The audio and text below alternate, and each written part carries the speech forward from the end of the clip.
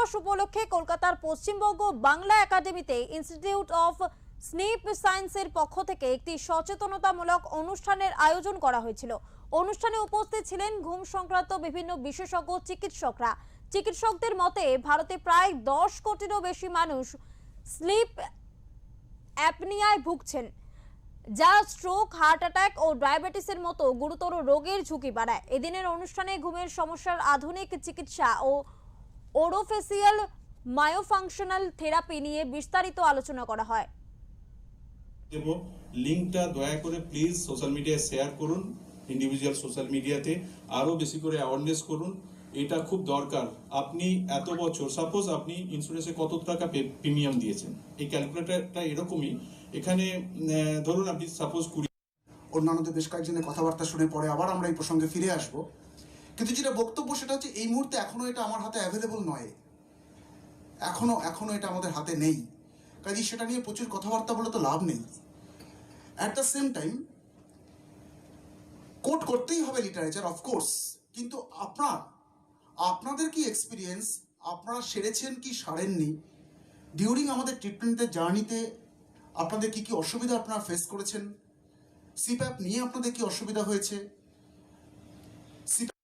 Awareness activity আমরা করেছি, but সমস্যা কোথায় আমরা জানি না, পলিসি মেকারদের কাছে হয়তো আমরা পৌঁছাতে পারছি না। এটাই আমাদের গ্যাপটা পূরণ করার জন্যই এবছরের প্রেস মিটটাতে আমাদের প্রাইমারিলি আমরা চেয়েছিলাম যে পেশেন্টরা এসে বলুক তাদের কষ্টের কথা, তারা যে প্রবলেমে আছে, যে দেখলেন একজনের বেশি পেশেন্ট বাড়িতে আছে, তাদের কতটা ফাইন্যান্সিয়াল বার্ডেন। এটা নয় যে একবারে জাস্ট ইনভেস্টমেন্ট, যে আমি একটা জিনিস কিনে নিলাম, এটা মেনটেন করা খুব ডিফিকাল্ট, গাড়ি কেনার মতো মেনটেন করতে হবে।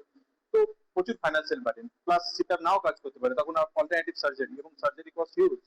তো এইগুলো কেন, মানে এই ধরনের আমাদের ইন্ডিয়ানরা কেন ডিপ্রাইভ হচ্ছে, এটাই আমার মেইন এবার ছোট থিম ছিল। স্লিপ অ্যাপনিয়া মানে নাক ডাকা যে একটা হাসি ঠাট্টার বিষয় নয়, যে এটা রীতিমতো একটা অ্যালার্মিং ডিজিজ। আপনারা নাক ডাকাটাকে একটা ফায়ার অ্যালার্ম হিসেবে দেখুন, যেটা আমাদেরকে সংকেত দিচ্ছে, যেটা আমরা বলি যে where there is smoke there is fire. কাজী স্মোক থাকলে পরেই ফায়ার অ্যালার্ম বাজে, স্মোক ডিটেক্টর। কাজী স্নোরিংটাকে আপনারা একটা ফায়ার অ্যালার্ম হিসেবে দেখুন, যেখানে আসল ফায়ারটা হচ্ছে অবস্ট্রাকটিভ স্লিপ অ্যাপনিয়া। নাক ডাকা মানেই হয়তো অবস্ট্রাকটিভ স্লিপ অ্যাপনিয়া নয়, কিন্তু যেখানে নাক ডাকার সঙ্গে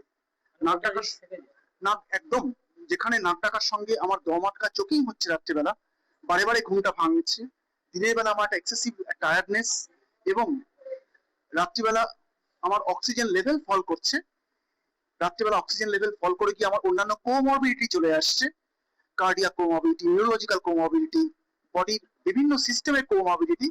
সেই রোগটাই হচ্ছে অবস্ট্রাকটিভ স্লিপ অ্যাপনিয়া।